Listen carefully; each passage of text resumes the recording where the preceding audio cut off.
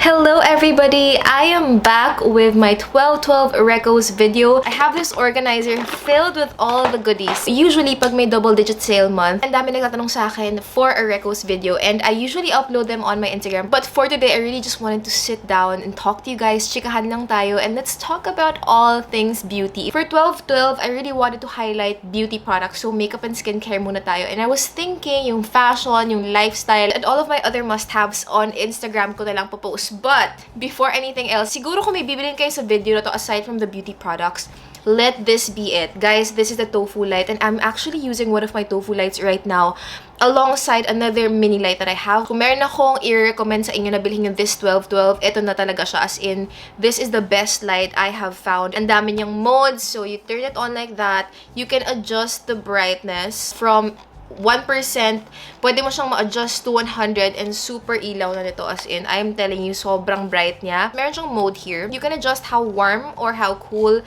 you want the light to be. So this is the coolest and then you can adjust it, adjust to how warm you want the light to be. If you're traveling, I actually used this so much when I was in Japan. Nasa low light area ako. This was able to get me beautiful photos, also smoothed out my skin, made my skin look so pretty. Tinataya ko yung pangalan ko dyan, magugustuhan nyo siya. You are gonna love it. It's incredible and it's so useful. As always guys, lahat ng mga i-mention ko sa inyo, I'm gonna link it in the description box. Lahat yan available of course on my favorite shopping platform, which is Lazada. You know, I really like Lazada kasi mabilis yung shipping niya. Even has a double-digit sale. Like for example, I ordered nung 10/10, 11/11. Yung mga iba, after 1 to 2 days, andyan na. So, ang bilis talaga ng shipping. They're having the 12/12 sale, of course. Stack up the vouchers, of course. Get the free shipping deals. Disclaimer, I'm giving you options here. So, kayo na lang pumili. You know, I really can't say I have a favorite, like top 1 blush or like a top 1 highlighter or 1 lipstick favorite because this is my job, so I do try out a lot of products. Trabaho ko mag-test ng makeup, so madami talaga akong makeup.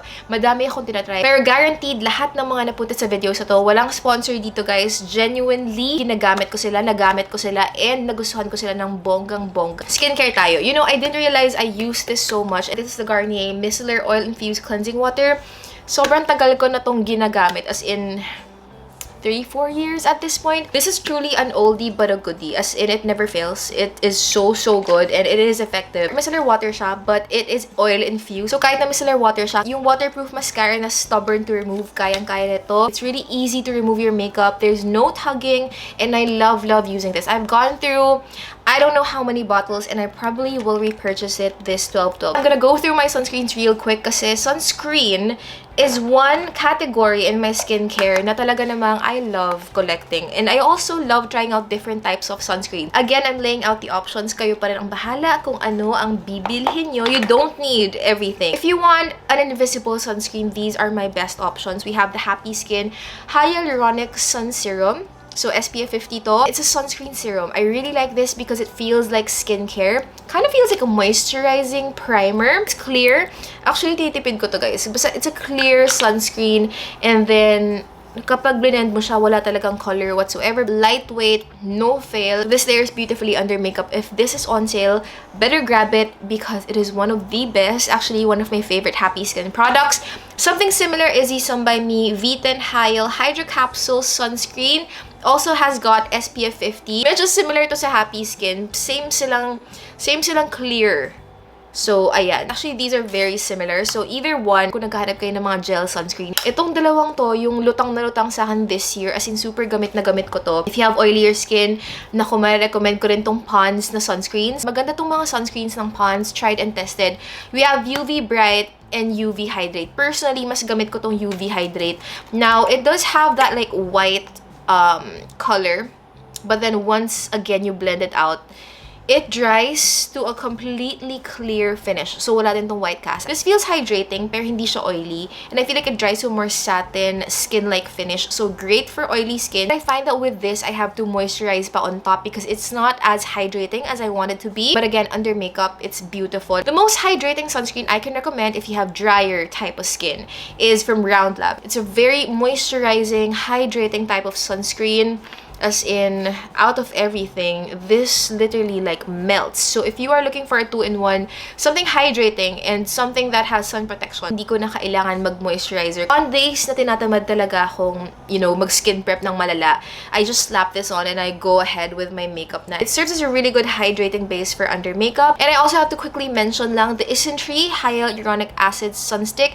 This is the only sunstick na gamit ko, especially this year. It's got a matte finish, so it really won't disrupt your skin or make it feel oily or sticky. Especially when I'm working out, I really can't be bothered with a heavy feeling sunscreen. So I tried to offer something like this, a sun stick. Now this is convenient, it fits the crevices off your face. Also easily able to like drag it down my neck. Ito yung favorite pimple patch ko. This is from Some by Me. It's a clear spot patch. Maganda siya kasi nakukuha niya talaga yung pus. Na-shield yung pimple mo from the pollution. Malakas yung stickiness niya. Especially kung hinog yung pimple mo. Meron siyang makukuha talaga. This is the Naturie, and meron na pala Naturie sa Philippines ngayon. Note that this is very popular in Japan for a reason. This is so good as a beautiful, glowing, hydrating skin base. This is the Hamotugi Skin Conditioning Milk. They describe it as a milk, but I would say it's like a thinner moisturizer. A thinner, hydrating liquid. May mga days kasi super crackly and dry ng skin ko. This one is super, super hydrating. Ang ganda rin ng finish niya. Very hydrated. Feeling na parang nabuhayan yung dry parts ng skin mo. Ganon ang feeling with this one. Actually, ito medyo new addition sa collection ko. Pero shock, sobrang ganda itong moisturizer gel na to from Skintific. It's the Serum Repair Moisture Gel. Oh my gosh. So I brought this with me to Japan. This saved me from the cold, dry weather. So my hands were getting like a bit itchy. Apply this as a hand cream. I was able to save my hands. This is my second bottle. Nakaubos na ako ng isang buo nung nasa Japan ako kasi ito lang yung ginagamit ko to hydrate my skin and to rehydrate it every once in a while. Napatunayan ko na maganda to kasi ang ganda ng balat ko the next day after I wore this. Plump feeling and plump looking ng balat ko. So I just really want to quickly mention Pond's Triple Glow Serum. Nakailang bote na ako nito. Probably sawang-sawa na rin kayo na minamention ko siya. Pero kasi kung naghahanap kayo ng affordable serum, na alam mo yung quick skincare kapag tinatamad ka, this one works really well. Every time may problem areas ako or like feeling ko nag-breakout ako, ito yung isa sa mga takbuhan ko and it just really calms my skin. For days na tinatamad ako or I want something a bit more glowy, I would just apply this and my skin loves this stuff. This is the Rohto CC Melano. If you're looking for a spot corrector, a spot treatment to lighten your dark spots, look no further. Packaging straightforward just to protect the mismong essence, kaya medyo ganito yung packaging niya. Hindi rin siya mabilis ma-dispense. I find that basta consistently ko lang siya ginagamit, within days, I see a result. Alright, moving on to makeup. Honorable mention, this is a new product, but wow, this has impressed me. Out of all of the glowy base products, Charlotte Tilbury Flawless Filter type products that have been released this year, this is my best bet. The lovely Cosmetics Beyond Blur Skin Illuminator. I have the shade Fair. I also love the sleek packaging. Comes in a bigger doe foot applicator. This is the shade Fair. Guys, this melts on the skin. Like literal, natutunaw siya sa balat. Alam mo yung pinawisan? Yung ganun. Yung pinawisan ka but in all the right places. It's more of a sheen than glitter particles, which is what I was looking for. But at the same time, it gives me enough glow. I'm actually wearing it right now on top of my powder products and okay siya. Out of everything that I've tried na similar dun sa Charlotte Tilbury, ito yung actually at par. Like, it's actually at par with the Charlotte Tilbury for the fraction of the cost. The best foundation locally right now, the ISSY foundation. Honestly, if you're gonna buy one local foundation right now, I really like this. Now, what I'm looking for in a foundation is something that's not too high in coverage, but covers all of my redness while still making my skin peek through. Ayoko yung mukhang pintura. Ayun yung pinaka-ayokong look talaga. Yung ideal foundation ko has to be undetectable and has a skin-like finish. This one hits the spot. Kung blend mo siya ng maayos, it can look so undetectable. They say it's self-setting. Personally, for me, I set my foundation. So, hindi ko pa na-try siya alone because I usually just set my foundation anyway. But aside from that, it lasts longer on the skin compared to their active skin tint. Yes, I did like the skin tint, but I love the ISSY foundation. Get the ISSY foundation because it's so good and it's a local brand. Let's support our local brands. But if you want higher end options, I got you also. The NARS Light Reflecting Foundation is a great option if you want that clean girl, dewy skin. Just like beautiful, plump, para ka nag-skincare lang pero may coverage. It's just like that, effortless, maganda yung balat mo, type of a look. It gives you a glow, but it's also not oily. It's just like the perfect in-between. If there's one high-end brand that nails it with their face and base products, it has got to be NARS. This year, I fell in love with their Radiant Creamy Concealer also. Ang nipis ng formula niya, pero maganda yung coverage niya. And super tagal na ng concealer na to, pero this year ko lang siya na-rediscover and na-reuse and na-appreciate. One of the most blendable concealers. Konting tap mo lang and tapos ka na. Ganon siyang klaseng concealer. You don't have to do much work. This concealer is truly just phenomenal, you guys. Ang bilis siya na i-blend. Like, done. Like, we're done. Sobrang nice na tong concealer na to. The best pot concealer goes to the NARS Soft Matte Complete Concealer. Literally, eraser for your face. That's how I'm gonna describe it. Again, very easy to blend out. Literally, konting blending lang. Well, no skill. You don't need any skill. Skin-like, but also full coverage. Super creamy, buttery on the skin, melts. It's just everything you could ever ask for in a pot concealer. If you have oily skin, I would recommend this for you. This is the Makeup Forever HD Skin. Has a bit more coverage than the NARS one and has a more matte, powdery finish. The way it just looks like I have flawless skin na from the get-go. Every time I apply this, na-amaze ako kasi para ko siyang balat, pero hindi glowy whatsoever. Para ko siyang balat lang. Just make it look more flawless. Alam mo yun? Okay, concealer tayo. Ayoko na pahabain pa kasi, pero the SEM is always gonna be my top concealer recommendation. Like, if you haven't tried this, what are you guys doing? Kung naghahanap kayo ng green corrector, I would really recommend the SEM because it's not like super green. It's a green beige corrector. Hindi siya unnecessarily so green. Alam mo yun? Because I feel like when a corrector is so green, it's unnecessarily green. You know what I mean? This is beige with a hint of green, and it does counteract the redness perfectly. Some of the most affordable concealers I own that last so long on the skin, super full coverage. With the right skin prep, you are gonna make these work, and they are flawless. I also enjoy the Strokes Beauty Spot Veil Corrector in Light CC. Nice underneath the eyes. It really does brighten and correct yung mga darkness. Has a more matte finish, but it is forgiving. It's not cakey. Basically, everything you would need from a color corrector. Detail Craft Pen. I don't know bakit di pa sila nag-restock. The shade I'm recommending is Craft. Not Clay, but Craft. This is my perfect nose contour color. Ang bilis lang kasi. Toot! And then blend mo lang and meron ka ng nose line. So that's what I like about this. Strokes Beauty Face Sculpt in Peanut. Ang ganda ng formula. It just melts on the skin. Feels like butter. The perfect shade to contour and add a shadow on the face. And actually, kahit ginagamit ko to sa ilong, okay din siya. So, kung hindi nyo mahanap si Clay Pen, this is also really good on the nose, and I can vouch for that. I've used this both on the nose and on the perimeters of my face for that shadow. I would suggest iset mo pa rin siya with the powder contour. Powder contour, I super enjoy the Kaleidos. What is this? The Kaleidos Symphony Contour Trio in the shade Light. Meron siyang highlighting shade, a lighter contour, and a darker contour. Powders are really nice, no kickback, magandang quality. This color is super on point to set the cream contour to the Sunny's face. Skin's so good in the shade Sesame. It does give you that like filtered look. I love using this with a puff for the most flawless looking base. As with any of my powders, I like to press it in with a puff. This just really perfects the skin. It has a bit of coverage, not the most long lasting and the most oil controlling, but something to really just perfect the skin. Maganda yung Sunny's face. If you're looking for oil control and blurring, highly recommend the Strokes Flawless Veil Finishing Powder in Vanilla. I have used this so much. You guys can see it's kind of got a dent on it already. This is very soft to the touch. It's kind of like that HD feeling of a powder, but it's not entirely translucent. It's got a bit of brightness to it. Not only does it set my makeup and blur my skin, I feel like it also brightens my skin. The brows. My favorite is from Lucky Beauty. Holds my brows in place. Very long lasting. By the end of the day, andun pa rin yung hold niya. The most long wearing though, recent purchase ko lang to from Get Ready With Me, the Brow Lift Max. Hindi ko nagustuhan yung before nila na brow lift. That one left me with an apparent white cast that I was just really like, no bueno. But now, I really have been enjoying the Brow Lift Max. This one, wala siyang white cast. And it's actually more long-lasting than si Lucky Beauty. And this one allows me to really press my brows. But since hindi ako mahilig sa laminated or super fluffy brows na, okay na sa akin yung set lang. Maganda yung staying power nito. Very long-lasting and all-day wear siya. Strokes Microblade Pen Perfector in Graphite is still the top tier.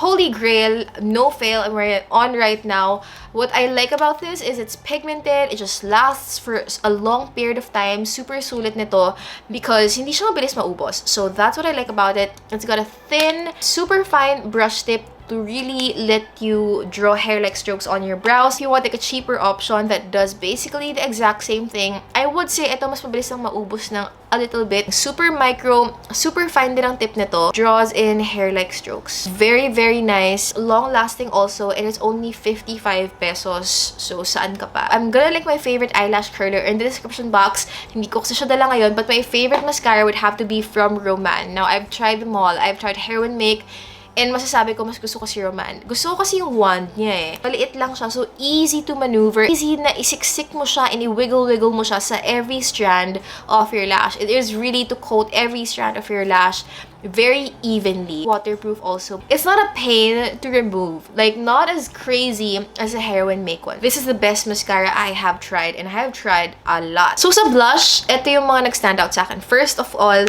Sassy Colors Pretty in Pink blush. Ewan ko nang paulit-ulit, pero if you want like a radiant finish na blush, this is beautiful. Like, it looks pale, but I promise you, like, once it hits the skin, it is so beautiful that it gives the most radiant looking pink flush. And the more you kind of melt it on your skin, the more you will appreciate it kasi nga meron siyang sheen. See? I'm not lying. Sheeny glow for 130 pesos. Kung hindi nyo pa ito try, ambot sa imo, bahala ka na dyan kasi ilang taon ko lang sinasabi, itry nyo to kasi 130 pesos lang. Oh, may blush ka ng super sheeny and delicious.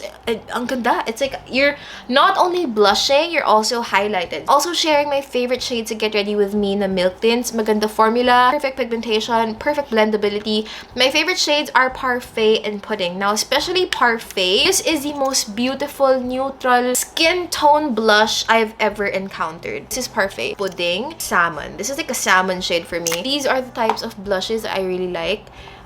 Once blended on the skin, they give a natural, almost dewy finish. So, ayan si Pudding. Parfait is a perfect skin tone blush. Alam niyo yung mga nauso ngayon sa mga Doyon makeup or Korean makeup, ito yun si Parfait. Like, once you put it on your cheeks, parang wala kang suot, pero meron kang blush, pero hindi siya halata. Like, I cannot describe this color. Such a unique shade. Okay din yung Vice Cosmetics na Do It All blush in the shade Always Sweet. This is also a beautiful, cutie neutral pink lang for every day. This has a dewy finish, but very, very blendable and very pretty also. Natural flush of color. Parang healthy mo. Parang nainom mo lahat ng multivitamins mo. Ganon yung effect niya, girl. Happy Skin Off-Duty Highlighting Face Palette in the shade Honeymoon Glow. Legit Dior dupe. Like, it's literally Dior highlighting palette dupe. Guys, I'm telling you, very similar to the Dior ones. Very nice quality highlighters. As in, pang higher end na to. Get 4 flattering colors. This one you can use as a blush topper, but very beautiful. And the quality is there. Like, they're very sheeny. Highlighters are very smooth. They're not hard or chunky or glittery. They just melt on the skin and give you this expensive glow. I recently also discovered these from Cezanne. This is one of Japan's best highlighters, guys. Oh my gosh, so good. Para silang higher end highlighters. I have all the colors, but I would recommend 01 or 04. 01 is my perfect shade. Again, it just gives that like glass skin glow. Look at that. And it's so affordable. Pino, yung highlighter, glass skin highlight, na hindi mo alam kung saan siya nagsisimula and saan nagtatapos yung highlighter. Ganon yung effect nito. Honorable mention to the ISSY customizable palettes. I have my very own curated one. So I have colors for my eyes, for my hair, for my highlighters, for shimmers, for my contour, my brows, for my bronzer, lahat na ng kailangan ko andito. That's why ito yung layout ng akin. Any of their single eyeshadows, blushes, highlighters, maganda. Mine's all used and abused. Maganda yung highlighters, maganda yung bronzer, the shadows, everything. So nice. For a lip liner, ang ma-recommend ko, aside from my Beauty Secret ones na lagi ko nire-recommend, honorable mention. Actually, ito yung Beauty Secret. These guys that I always recommend, I don't want to talk about them anymore because sirang plaka na ako dito. But another lip liner I would recommend is from Vice Cosmetics. It's in the shade Peace from their Wonder Woman collection. This is a beautiful color. I actually use it on my lips right now to line.